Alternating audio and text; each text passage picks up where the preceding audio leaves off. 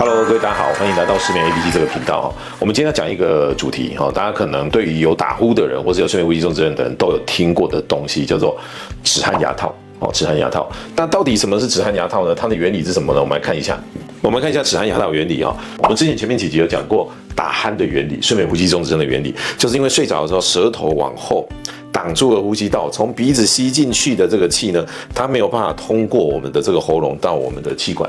这个时候就会造成打鼾。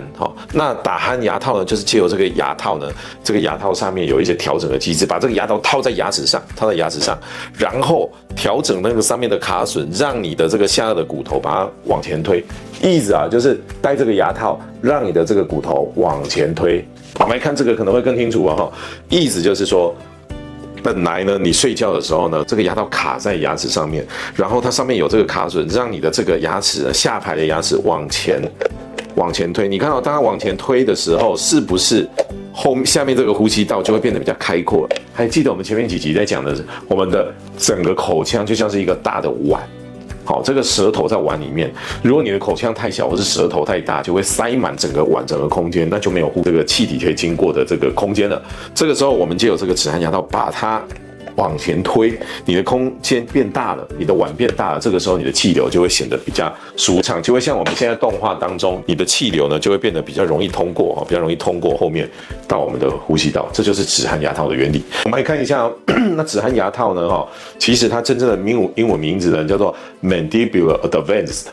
Device， 就是把你的下颚往前推的一个构造哈，这个叫做止鼾牙套。那止鼾牙套它其实有不同的这个类型，比如说有一种一体成型式的，不过一体成型式的不好用，戴起来不舒服，它也没办法调整，我们不讲。好，那市面上比较常用的大概有2大类哈。当然你会去看有些网站它会写的好几大类，可是有很多的呢其实并不适合用，都慢慢被淘汰的。那现在最常用的就是这2种，但在这2种讲之前有一个非常重要，大家可能现在去淘宝会去虾皮会看到有一些很便宜的止鼾牙套，但是那种牙套不是根据你的牙齿做的，它就是用一个模子随意做出来的，那会很大一个问题，你戴的时候会很不舒服，你会觉得第一个它卡不紧，第二个它没有办法真的有效的把你的下颚往前推，所以效果很差。那长期戴的话会造成你的这个牙齿呢会有一些松的，你的牙齿会越来越不舒服，那非但没有办法改善你打鼾，它会造成你牙齿的问题。所以真正好的止鼾牙套呢，它是需要定制的。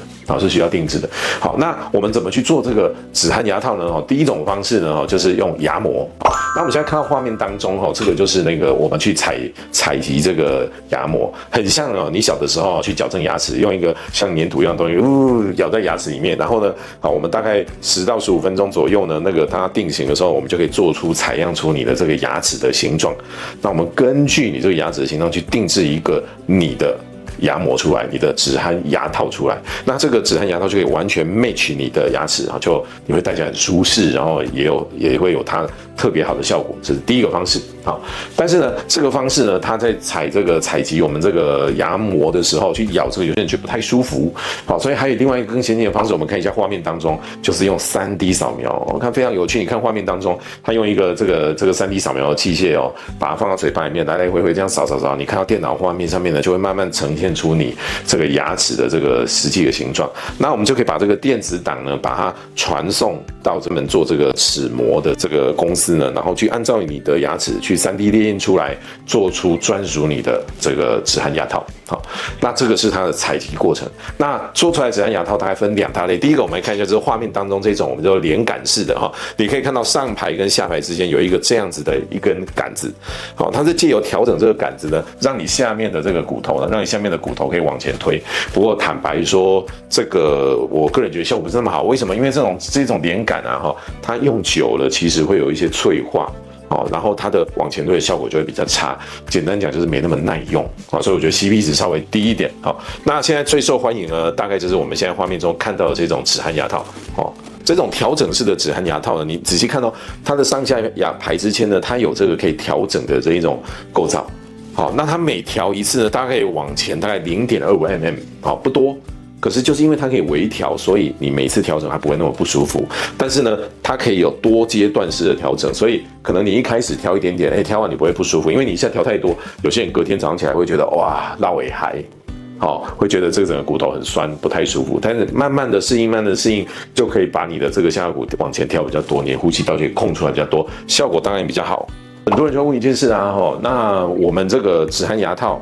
它可以改善打呼、改善睡眠呼吸中止症，那这个我们之前用的 CPAP 就是正压呼吸器比起来，它们的差别是什么？坦白说，正压呼吸器它的效果是最好的，它是最好的，因为正压呼吸器呢，它从鼻子到喉咙，整个呼吸道利用正压把它撑开，所以整个呼吸道是非常畅通的。那我们的这个止鼾牙套最主要是针对下颌骨这个地方往前推，所以它的效果其实没有 CPAP 那么强啊。那哪些人呢？我们可能会选择用止鼾牙套，这个就非常重要了。为什么？因为其实有很多的牙科诊所它可能从头到尾都只强调止鼾牙套，它可能不会跟你讨论什么，不会跟你讨论正压呼吸器，它可能不会跟你讨论手术这件事情啊。那我们是比较全面的，我一直在强调我们要做一个全面的评估，怎么对你比较好。止鼾牙套它有没有用？有。那它的好处是什么？第一个，它这个小嘛，你随身携带方便。如果你今天出门旅游，你出国带的方便，带着呼吸器，有时候占着你行李箱一个空间不太方便。另外，呼吸器呢，有时候它有些声音，可能你的另外一半受不了，或者是你出门的时候，你在一些交通工具上你没办法使用，但止鼾牙套你咔咔一下戴下去就可以使用了所以你就可以知道那个止鼾牙套呢，它的这个使用上更轻便、更简单，听起来好棒，对不对？但它没有办法全面的取代正压呼吸器 CPAP。那到底什么样的人用止鼾牙套最适合？第一个，不用讲，轻度的睡眠呼吸中止症，或者是他呢还没到呼吸中止症，他是打鼾那他用那个止鼾牙套是有一定的效果的对于中度的睡眠呼吸中止症，也就是你的 AHI 你的检验值呢是15到30的人。坦白说，这个状况带 CPAP 正压呼吸机可能效果更好，可是有些人带正压呼吸机他会不适应，会不习惯。好，那这个时候我们就用一个替代方案，就是用止鼾牙套来。你既然与其什么都不做那不如带止鼾牙套，对你的身体长期会比较好的。这个时候你也可以带。好。但是重度的睡眠呼吸中止症，如果你只有带止鼾牙套，那一定是不 OK 的。因为重度的睡眠呼吸中止症，它往往是多成因的，它可能鼻腔有问题，可能口腔的有问题，可能舌根有问题，或是骨头有问题可能这些都会是问题，可能体重有问题，它要多方面一起去处理去治疗。那这个时候你只有戴止鼾牙套的话它其实呢有的时候效果就不是那么理想。我们讲了很多止鼾牙套的这个好处，它怎么去制作出来的一个过程。那大家一定会问，那我怎么知道我适不适合戴？你可不可以跟我讲哪些人不适合戴？那哪些人不适合戴呢？第一个最重要的一件事是牙齿，比如说你的牙周病很严重。你这时候戴止鼾牙套，因为它毕竟是一个牙套，是要扣在你牙齿上。如果你牙周病很严重，可能会加重，你必须先治疗好你的牙周病，才要把它戴止鼾牙套。第二个，你如果牙齿数量不足，我们刚前面讲了，止鼾牙套是去3D 列印出来你的牙齿，然后根据你的牙齿去做出这个牙模来。如果你本身牙齿很缺，请问一下，什么叫牙齿很缺？最简单的算法就是从前排往后算。第5颗、第6颗这个牙齿，如果你只少了第5颗或者是少了第6颗，没关系，还是可以戴。但是如果你第5颗、第6颗2颗都少的话，你没法戴。第5颗跟第6颗是最重要的。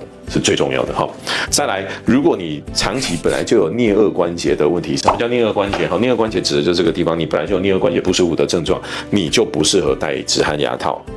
还有就是我们所谓的中枢型睡眠呼吸中止症，不过这个很少见，这个在所有的这个睡眠呼吸中止症里面占不到5%，很少见所以比较不会有这个问题。那如果你同时呢有戴这个小钢牙，有戴隐适美，那上面你牙齿上都已经套这个，你也不适合戴止鼾牙套，可能要等到这个隐适美小钢牙拆掉以后才适合。另外还有一种比较特殊，就是你的这个后道很严重。当你后道很严重的时候，来我们看一下，当你后道很严重的时候，这个往前。这个缝，你本来这个骨头就已经往前了，然后你的这个地方的缝隙特别大，你也不适合戴，因为本来这个止鼾牙套就是要让这个骨头往前的，那你已经厚到了，再戴这个更不 OK。好，最后我们来看一下这个就是止鼾牙套那我们用3D 模拟出来你看依照你牙齿的形状去做出这个齿模，做出这样子的一个牙套来，然后把你的下颌骨往前推。当你睡着的时候，原本往后塌陷的这个呼吸道，它会挡住了你的气流到喉咙，那这个时候就会造成打呼，更严重就会造成睡眠呼吸中止症。好，那止鼾牙套呢套到你的牙齿上面之后呢，就是像这个样子。所以我一直很强调，一定要客制化不能随便去用一个没有根据你牙齿做出来的齿模，会有很多的问题。套上去之后呢，我们呢就可以借由这个刚讲，一个是连杆，一种是可调式的这个牙套，让你的骨头往前移动，让你的下颚骨往前动。那这个时候你的呼吸道就会比较容易畅通。那你的这个打呼，你的睡眠中断也会这样改善。好，我们今天的节目呢就在跟大家介绍到底什么叫止鼾牙套，你适不适合戴它，那做的过程是怎么样的。我希望对大家的改善这个呼吸、改善睡眠会有帮助。因为大家一定要记住一件事哦，因为呼吸决定你睡眠的品质，而睡眠定义你健康的程度。好，那如果大家觉得我们的节目有用，欢迎把这个节目呢按赞，还有分享给你的朋友或分享给另一半。今天就到这里了，拜拜。